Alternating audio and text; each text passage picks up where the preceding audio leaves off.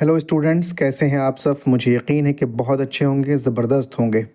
अब नए सत्र का आगाज़ करते हैं, यानी 2025-26 का जो नया बैच है जिसका नाम है इनकलाब, उस बैच का स्टार्ट करते हैं। और सबसे पहले हम लोग डिस्कस करेंगे सिलेबस को, यानी निसाब को। जब तक हमें सीढ़ी का इल्म नहीं होगा तब तक हम छत में पहुंच नहीं सकते हैं।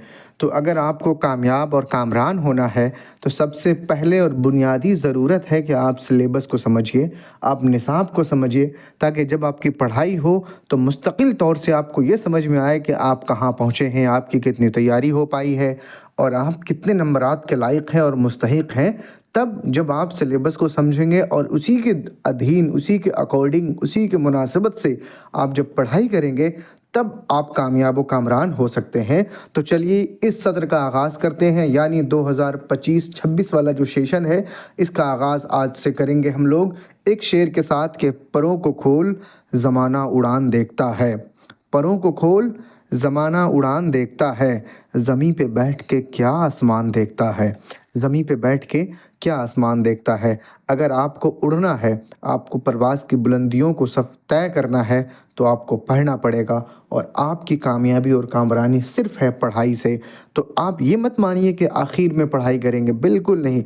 आप थोड़ा थोड़ा करके पढ़िए और आप यकीन मानिए कि 90% नंबर लाने से आपको कोई नहीं रोक सकता। तो चलिए शुरू करते हैं आज के जो सेशन है, नया सेशन का पहला वीडियो जो सिलेबस का है उसको हम लोग समझने की कोशिश करेंगे। तो सिलेबस को जो उर्दू में कहते हैं उसको कहते हैं निसाब। आप देख लीजिए, इसको क्या बोलते हैं, निसाब बोलते हैं। अब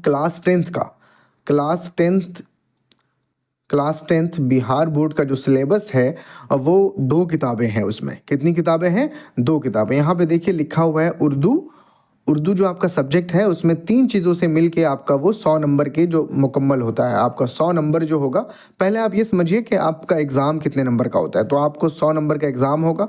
100 में से आपको 50 जो है वो ऑब्जेक्टिव होंगे और 50 आपके सब्जेक्टिव्स होंगे। लेकिन 50 जो ऑब्जेक्टिव होगा वो आउट ऑफ 100 होगा पहले, यानी आपको उसमें 100 क्वेश्चंस मिलेंगे, 100 ऑब्जेक्टिव मिलेंगे, आपको सिर्फ 50 के ही जवाब देने होते हैं। तो उनकी भी तैयारी आपको इसी चैनल में कराई जाएगी। खैर, पूरी की पूरी तैयारी कराई जाएगी आपको। आप ये समझ लिए हैं कि एग्ज़ाम का पैटर्न क्या है। अब ये समझते हैं कि सिलेबस क्या है। वीडियो लेंथी होगा, आप गौर से पढ़ते रहें, इसको समझने की कोशिश करें। चलिए, उर्दू जो आपका सब्जेक्ट है, और उर्दू में सबसे पहले उर्दू जो 100 नंबर है वो 3 चीज़ों से मिलके बनता है। उर्दू किताब जो है, एक है दरख्शा और एक है रोशनी। एक बुक का नाम है दरख्शा और एक का नाम है रोशनी। मान लीजिए कि दरख्शा से लगभग 60% सवालात पूछे जाते हैं। 60% दरख्शा से पूछे जाते हैं। रोशनी से मान लीजिए कि 20% और 20% आपका कवायद से हो जाएगा। तो ये तीनों चीज़ मिल मिला के आपका 100 नंबर के सवालात होते हैं। तो आपको मालूम हो गया कि उर्दू की 2 किताबें हैं, दरख्शा और रोशनी, जिसको आपको पढ़ना है, और उर्दू कवायद आपको पढ़ने हैं। लेकिन अगर आप मुकम्मल तरीके से दरख्शा और उर्दू कवायद को पढ़ लेते हैं तो आप 90 प्लस स्कोर कर सकते हैं, 90 प्लस स्कोर कर सकते हैं आराम से। चलिए अब शुरू करते हैं आगे का। यानी उर्दू का आपको समझ में आ गया कि उर्दू किताब है और उर्दू कवायद। अब उर्दू किताब जो है, यानी रोशनी और दरख्शा, यानी वो 2 हिस्सों में मुनक़सिम है, यानी वो डिवाइडेड है 2 पोर्शन में। एक होगा आपका हिस्से नस्र और एक होगा आपका हिस्से शायरी। क्या होगा? हिस्से नज़्म, हिस्से नस्र और हिस्से शायरी। इसको नज़्म भी कहा जाता है। इसको क्या कहा जाता है? नज़्म भी कहा जाता है। तो हिस्से नस्र, यानी नस्र को आप हिंदी में समझिए कि कहानी, कहानी कहानी और नज़्म को यानी कविता। तो सबसे पहला जो कहानी में यानी नस्र में पढ़ेंगे वो पढ़ेंगे अफसाना। क्या पढ़ेंगे? सबसे पहला अफसाना। अफसाना में जो सबसे पहला है वो है आपका भाभी जान। एक अफसाना है जिसके मुसन्निफ़ है सुहेल अज़ीमाबादी। अब जल्दी जल्दी चलेंगे क्योंकि आपको पीडीएफ भी प्राप्त कराया जाएगा। अगर आप चाहते हैं पीडीएफ आपको मिल जाए इस पूरे सिलेबस का तो आप ले सकते हैं पीडीएफ। तो दूसरा है आपका फ़रार, जिसके मुसन्निफ़ हैं सैयद मोहम्मद मोहसिन। इसके बाद है तीसरा है कटी हुई शाख, जिसके मुसन्निफ़ डॉक्टर कमर जहाँ। इसके बाद चौथा है आपका आशियाना, जिसके मुसन्निफ हैं निगार अजीम। चलिए, ये आपका अफसाना में 4 चीज़ें आपको पढ़नी है। अब हिस्सा नस्र का सबसे पहला था अफसाना, जिसमें आपको 4 चीज़ें पढ़नी है। इसके बाद आता है मजमून। अब हिस्सा नस्र में दूसरा क्या है? मजमून। मजमून में सबसे पहला है आलमी हिद्दत, जो माखूज है। माखूज का मतलब होता है लिया गया। क्या मतलब होता है? लिया गया, किसी से लिया गया, यानी कोई किताब है जिससे ये लिया गया है, इसमें राइटर का नाम नहीं है, इसी वजह से। दूसरा है आपका रिया, जिसके मुसन्निफ है सर सैयद अहमद ख़ान, मुसन्निफ यानी राइटर। और तीसरा है आपका अदब की पहचान, जिसके मुसन्निफ हैं डॉक्टर अब्दुल मुगनी। इसके बाद देखिए, चौथा है आपका हिंदुस्तानी आइन के मेमार। मेमार का मतलब होता है बनाने वाला।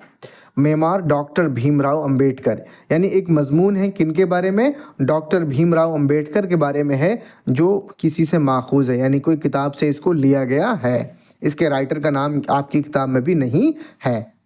चलिए, पांचवा है आपका उर्दू ड्रामा निगारी और आगा हशर। ये किसका मजमून का नाम है? जिसके राइटर हैं प्रोफेसर लुत्फुर रहमान, प्रोफेसर लुत्फुर रहमान। इसके बाद छठा है आपका आर्या भट्ट और तेरेगना। मजमून का नाम क्या है? टॉपिक का नाम आर्या भट्ट और तेरेगना। टॉपिक जिसको बोलते हैं मौजू। क्या बोलेंगे? मौजू। तो ये भी माखूज है, ये भी माखूज है, यानी किसी किताब से ये भी लिया गया है। इसके बाद आपको पढ़ना है तीसरे में नावल। हिस्से नस्र में तीसरा क्या है? नावल पढ़ना है। तो नावल में जो सबसे पहला है फहमीदा और मजली बेटी हमीदा की गुफ्तगू। फहमीदा और मजली बेटी हमीदा की गुफ्तगू आपको पढ़ना है, जिसके राइटर हैं डिप्टी नज़ीर अहमद। डिप्टी नज़ीर अहमद इसके राइटर हैं। फिर आता है दूसरा आपको नावल में पढ़ना है सैयद शाह करामत हुसैन करामत हमदानी के नाम, असदुल्ला ख़ान गालिब इसके राइटर हैं। यहाँ पे असदुल्ला ख़ान गालिब को नावल की हैसियत से पढ़ेंगे, यानी असदुल्ला ख़ान गालिब हर फ़न में उनका कमाल है, चाहे वो गज़ल में हो, चाहे वो मरसिया में हो, मसनवी हो, मकतूब निगारी हो। लेकिन यहाँ पे हम लोग 2 चीज़ों में पढ़ेंगे। पहले अभी देख लेते हैं नावल में। तो नावल है उनका सैयद शाह करामत हुसैन करामत हमदानी, जिसके राइटर हैं असदुल्ला ख़ान गालिब। तीसरा है आपका अपनी बेटी सुगरा के नाम, अब्दुल गफ़ूर। अब्दुल गफ़ूर इसके राइटर कौन है? अब्दुल गफ़ूर। नहीं, मैं थोड़ा सा इसमें आपको गौर करिए। जो नावल है आपका एक ही नावल है, माफ़ी चाहेंगे कि नावल जो है वो एक ही है, फहमीदा और मजली बेटी हमीदा की गुफ्तगू, बस यही है। अब सैयद शाह करामत हुसैन और अपनी बेटी सुगरा के नाम मौलवी सैयद मकबूल अहमद समदानी, ये जो तीनों है ना, ये मकतूब है। मकतूब यानी ख़त का मजमुआ, ख़त को बोलते हैं मकतूब। ठीक है, ये तीनों क्या है? मकतूब है। और नावल में सिर्फ आपको एक ही पढ़ना है, फहमीदा और मजली बेटी हमीदा की गुफ्तगू, जिसके राइटर हैं डिप्टी नज़ीर अहमद। और ये जो तीनों है ये आपका हो जाएगा मकतूब निगारी में। चलिए, चौथा है आपका इंटरव्यू। इंटरव्यू आपको पढ़ना है। इंटरव्यू जो है बेदी से इंटरव्यू किसने लिया, किससे? ये भी माखूज है। चलिए, अभी तक आपने जाना कि आपको हिस्से नस्र में जो है, यानी कहानी में जो है, आपको 5 चीज़ें पढ़नी है। सबसे पहला है आपका अफसाना, दूसरा है मजमून, तीसरा है नावल, और चौथा है मकतूब निगारी, और पांचवा है इंटरव्यू। ये 5 चीज़ें आपको हिस्से मतलब कहानी वाला जो हिस्सा है, कहानी वाला जो पोर्शन है, जिसको हिस्सा नस्र कहते हैं, उसमें आपको पढ़ लेना है। इसके बाद आता है अब हिस्सा नज़्म की तरफ, यानी शायरी की तरफ चलेंगे अब लोग। तो शायरी में हिस्सा नज़्म यानी शायरी में सबसे पहला आता है नज़्म। अब याद रखिए कि नज़्म जो है 2 चीज़ों को भी कहते हैं। एक जो नज़्म है, यानी एक मतलब नज़्म सबको बोलेंगे, जैसे गज़ल है, मरसिया है, मसनवी है, कसीदा है, सबको नज़्म भी कहते हैं। लेकिन एक अलग फ़न नज़्म के अंदर नज़्म भी होता है, जो ख़ास टॉपिक पे लिखा जाता है, उसको नज़्म कहते हैं। तो सबसे पहला है आपका नज़्म पढ़ेंगे आप, जिसमें आपका पहली नज़्म है मनाज़िर क़ुदरत, जिसके राइटर हैं चकबस्त, पंडित बिरिज नारायण चकबस्त इसके राइटर हैं। दूसरा है आपका इंडिया गेट, जिसके राइटर हैं जगन्नाथ आज़ाद। तीसरा है आपका हम नौजवां हैं, जिसके राइटर हैं परवेज़ शाहिदी। चौथा है बिजली का खंबा। ये सारी नज़म है और इस नज़म की जो टॉपिक है यानी जो सब्जेक्ट है ना वो सब ये टॉपिक है आपके सामने है। बिजली का खंबा जिसके राइटर है निदा निदा फाजली। इसके बाद आता है नज़म बहुत आसान थी पहले, जिसके राइटर हैं निदा फाजली। इसके बाद है आपका खड़ा डिनर, जिसके राइटर हैं सैयद जाफरी। तो ये आपको 6 चीज़ें पढ़नी है किसमें, हिस्से नज़्म शायरी में जो है सबसे पहला नज़्म। ये 6 चीज़ें आप 6 नज़्म आपको पढ़ना है और 6 नज़्म भी पढ़ेंगे, इस तमाम नज़्मों का खुलासा भी पढ़ेंगे और इसके बाद इन तमाम जो राइटर्स हैं इसके बारे में भी हम लोग पढ़ेंगे। इसके बाद आपको नज़्म के बाद आपको पढ़ना है मरसिया। दूसरा क्या है, आपको मरसिया पढ़ना है। तो मरसिया में एक ही पढ़ना है आपको, असदुल्ला खान गालिब राइटर हैं किसके, आरिफ की मौत पर। किसी की मौत पर जब हम कुछ लिखते हैं ना तो उसको मरसिया कहते हैं। तीसरा है आपका मसनवी। मसनवी यानी एक तवील, जैसे कहानियाँ होती हैं ना तो जो राइटर होते थे तो कहानी को भी एक शेरी अंदाज में कहते थे, शेरी अंदाज में कहते थे कहानी को, तो उसी को कहा जाता है मसनवी। तो सबसे पहली जो मसनवी है वो है ज़हरे इश्क पढ़ेंगे आप लोग, जिसमें शौक़ लखनवी हम लोग पढ़ेंगे। शौक़ लखनवी राइटर हैं किसके, ज़हरे इश्क के। फिर ये आपके इसमें सवाल भी आया था, इस बार वाला जो एग्ज़ाम था 2024-25 वाले सेशन में ज़हरे इश्क सवाल आया था, शौक़ लखनवी किसके राइटर कौन है पूछा गया था। गुलज़ार नसीम भी पूछा गया था, तो गुलज़ार नसीम आप पढ़ेंगे, ये भी एक मसनवी है जिसके राइटर हैं दया शंकर नसीम। तीसरा है आपका जज्बे इश्क, ये ग़ुलाम हमदानी मुसहफ़ी का है, ये हमदानी है, हमदानी मुसहफ़ी। ये भी आपका सवाल आया था इस बार 2024-25 वाले सेशन में।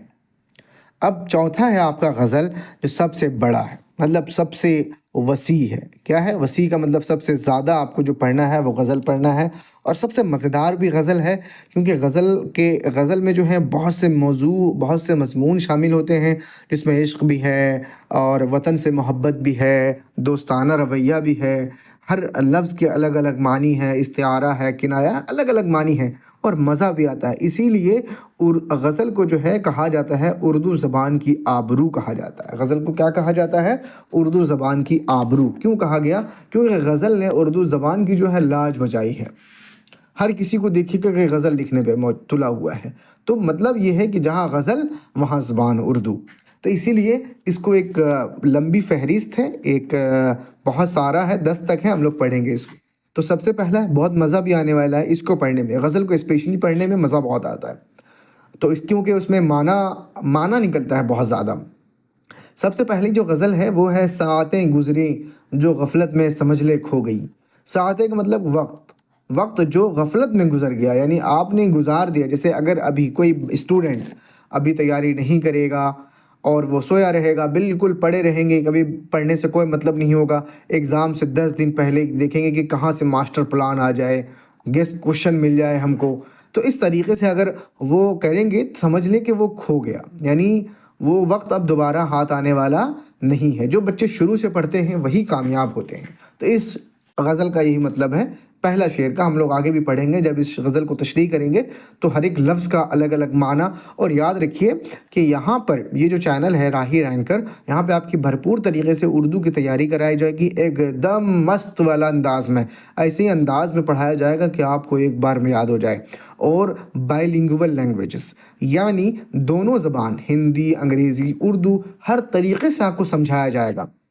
क्योंकि आपको समझने में, जैसे आपको मालूम होगा कि जो चीज़ मुश्किल को, जो आसान है उसको मुश्किल कर देना तो बहुत आसान है, बहुत आसानी से कोई भी आसान चीज़ को मुश्किल कर देंगे, लेकिन अगर कोई मुश्किल चीज़ है उसको आसान कर देना कमाल है। तो इस चैनल में यही होगा कि जो मुश्किल अल्फाज हैं, जो मुश्किल इस्तिआरात हैं, मुश्किल तशबीह हैं, जो पर्सोनिफिकेशंस हैं, मेटाफर है, ये जो इंग्लिश के जो टर्म्स हैं, इन तमाम को इस तरीके से समझाया जाएगा आपको कि यकीन मानिए आपका दिमाग में घुस जाएगा, फिर आपको दोबारा उसको पढ़ने की ज़रूरत नहीं पड़ेगी, हर एक लफ्ज़ आपके दिमाग में छप जाएगा। तो सबसे पहला जो है सातें गुज़री जो गफ़लत में समझ ले खो गई, इसके राइटर हैं मुबारक अज़ीमाबादी। दूसरा इन्हीं का कलाम है गिर गए अफ़सोस किस किस की नज़र से क्या कहें। गिर गए अफ़सोस किस किस की नज़र से क्या कहें, इसके भी राइटर हैं मुबारक अज़ीमाबादी। तीसरा है आपका दौलत दौलत दर्द को दुनिया से छुपा रखा है। यहाँ पे ज़ेर आएगा। ज़ेर कहाँ लगता है? जब इजाफत होता है। अब इजाफत हम लोग ग्रामर में पढ़ेंगे, कवायद में पढ़ेंगे कि इजाफत किसको बोलते हैं। दौलत दर्द को दुनिया से छुपा रखा है। बहुत ज़बरदस्त राइटर हैं अहमद फराज साहब। इनको आप सुनिए यूट्यूब चैनल में, आपको समझ में आ जाएगा कि कितने बड़े फसीह बलीग और ज़बरदस्त शायर हैं अहमद फराज। इन्हीं का है चौथा है, तेरे होते हुए महफिल में जलाते हैं चिराग। यानी आप हैं फिर भी हमें रोशनी करने की ज़रूरत है। ऐसा क्यों भैया? आप हैं तो आपकी वजह से रोशनी होनी चाहिए। इनका कहने का ये मतलब है। चलिए खैर, हम लोग डिस्कस करेंगे आगे। अभी थोड़ा सा उतावले नहीं होइए आप लोग, अभी बस सिलेबस को देखिए। 5वें में पढ़ेंगे, कल्बो जाम में हुस्न की गहराइयाँ रह जाएंगी। हसन नईम का लिखा हुआ है। अभी सब जो पेचीदा अल्फाज है ना, इसको भी हम लोग बहुत आसान लफ्ज़ों में समझेंगे। इतना आसान लफ्ज़ों में कि आप सोच भी नहीं सकते हैं कि उससे भी आसान हो सकता है। छठा है आपका, फसानाए गम का कोई गम गुसार हो तो कहें। ये भी हसन नईम का है। फसानाए गम यानी गम का जो फसाना है, कोई उसका सुनने वाला हो तब न बताएं। अब जब पूरी दुनिया गम में मुब्तला है तो हम अपना गम किसको दिखाएं? ये कहने का मतलब है यहाँ पे। सवाल कह रहे हैं, ये जो 7वां है आपका, गए मौसम में खिलते थे गुलाबों की तरह। गए मौसम जो पुराना ज़माना था उसमें हम लोग खिलते थे किसकी तरह? गुलाबों की तरह।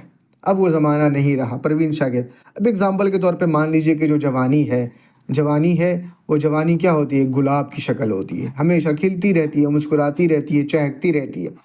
जो जवान बच्चे होते हैं किस कदर क्रिकेट खेलते हैं, बदमाशी करते हैं, बातचीत करते हैं, उनके अंदर रनाइयाँ होती हैं, खुश मिजाज होते हैं। लेकिन जैसे जैसे वक्त ढलता है फिर वो उस गुलाब की तरह नहीं होते बल्कि मुरझा जाते हैं।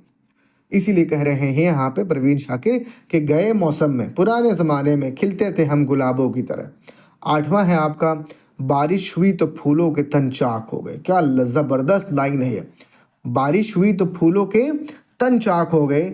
इस लफ्ज़ का आप मतलब बता दीजिए कमेंट सेक्शन में, तो मैं मान लूँ आपको। लेकिन आसान लफ्ज़ों में अगर मैं आपको एक्सप्लेन करूँ तो ये है कि बारिश हुई, अब मान लीजिए कि ये फूल है, जब इस पर बारिश होगी तो ये चाक हो जाएगा, यानी फट जाएगा। जैसे आप कोई फूल होता है उसके ऊपर पानी गिराइए तो क्या होता है? वो फट जाता है, फैल जाता है। इसीलिए कहा गया कि बारिश हुई तो फूलों के तन चाक हो गए। इसके कई हज़ार मानी निकल सकते हैं कि कोई मिल गया तो दिमाग खुल गया, इस तरीके से भी हो सकता है। चलिए 9वां है आपका, 9वें नंबर पे, दस्ते असाए मौजज़ा गर भी उसी का है। ये इरफान सिद्दीकी का हम लोग पढ़ेंगे। उसके बाद 10वां पढ़ेंगे, काम उस शिकवे तन्हाई से क्या चलता है। काम इस शिकवे तन्हाई से क्या चलता है, ये भी इरफान सिद्दीकी का है। तो 4 चीज़ें। सबसे लंबा आपका जो है लेंथी वाला वो है गज़ल। आपको ये समझ में आ गया होगा गज़ल में आपको क्या क्या पढ़ना है। इसके बाद जो आपका 5वां है वो है दोहा। दोहा पढ़ेंगे जिसके राइटर हैं ज़फ़र गोरखपुरी, आपकी बुक में दरख्शा में, उसको भी पढ़ना है। इसके बाद आपका लास्ट है हिस्से शायरी में से लास्ट है गीत, जमुना की लहरें उठती है सलाम मछली शहरी। ये भी बहुत सारे ऐसे मैंने बताया नहीं आपको, बहुत सारे ऐसे हैं जिसमें से सवालात बने हैं 2025 और 2024-25 वाले सेशन में। मैंने उसका आंसर की दिया है, आप यूट्यूब चैनल में मौजूद है आंसर की। अगर आप उसको देखेंगे और उसके बाद मिलाएंगे आपके कितने सारे सवालात इसी मतलब ये जो लाइन्स मैंने पढ़ाई हैं इसमें से आपको मिल जाएंगी। खैर अगर पूरा सब्जेक्ट और पूरी किताब पढ़ लेंगे तो आप 100 में से 100 लाने के काबिल हैं आप लोग। चलिए, ये तो सिर्फ दरख्शा की किताब थी, ये तो सिर्फ दरख्शा की जो बुक है उसमें कहानी और जो कविता है और जो नस्र और नज़्म है उसको मैंने आपको बताया कि नज़्म में आपको क्या क्या पढ़ना है और नस्र में आपको क्या क्या पढ़ना है। लेकिन इसके अलावा भी आपको एक किताब है जिसका नाम है रोशनी। क्या नाम है? रोशनी। इसको अगर आप पढ़ाएंगे तो इसको भी हम, लेकिन अगर आप इसको नहीं भी पढ़ते, लेकिन पढ़िएगा ज़रूर अगर आपको 20% मार्क्स और चाहिए तो। ठीक है, इससे भी सवालात आए हैं इस बार, जैसे सेकंड हैंड इससे सवालात बने हैं।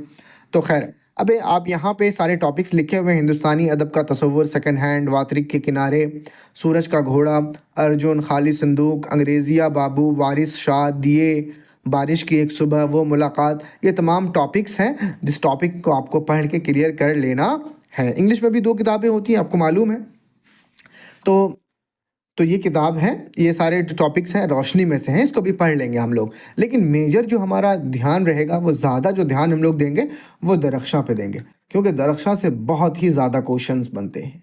अगर हम लोग दरख्शां ही कम से कम कंप्लीट कर लेते हैं और उसको भरपूर तरीके से दरख्शां और कवायद की तैयारी कर लेते हैं, तो आप 90+ लाने से आपको कोई नहीं रोक सकता। ठीक है, तो चलिए अब दूसरा जो सबसे ज़रूरी है वो है उर्दू कवायद। क्या है? उर्दू कवायद। उर्दू कवायद जो सबसे दूसरा वाला है उसको हम लोग देखते हैं। इसके बाद है आपका इल्म हिज्जा।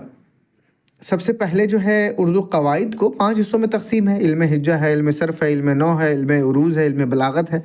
लेकिन यहाँ जो हम लोग हैं कुछ ख़ास चीज़ों को पढ़ेंगे जिससे क्वेश्चंस बनते हैं।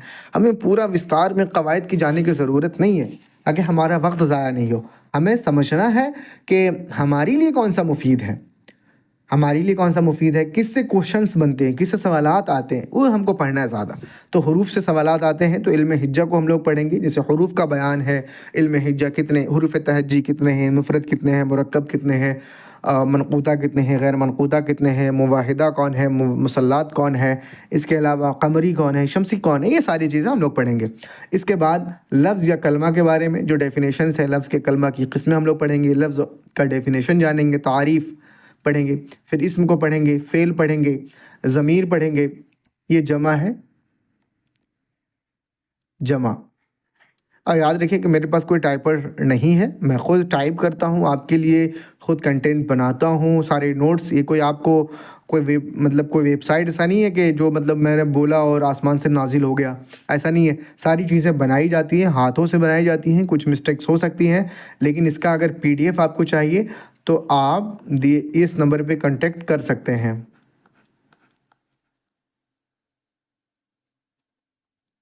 8969411881 ये नंबर पे आप कांटेक्ट कर लीजिए, आपको इसका PDF मिल जाएगा। लेकिन आपकी जो किताब, आप किताब लेने की भी ज़रूरत नहीं है। अब मैं बोलूँगा आपको पैसा अगर आपके पास ज़्यादा है तो आप ले लीजिए, लेकिन मेरी तरफ से मशवरा है कि आप किताब भी मत लीजिए। मैं जो नोट्स प्रोवाइड कर रहा हूँ वो नोट्स आप बस तैयारी कर लीजिए, आप ऑफिशियल ग्रुप में जुड़ जाइए और वो हर दिन जो भी सिलेबस आपको पढ़ाया जाएगा उसके नोट्स आपको मिल जाएंगे, उससे बस तैयारी कर लीजिए। प्लस मॉक टेस्ट भी होगा, ऐसा नहीं है कि सिर्फ पढ़ाया जाएगा, मॉक टेस्ट भी लिया जाएगा।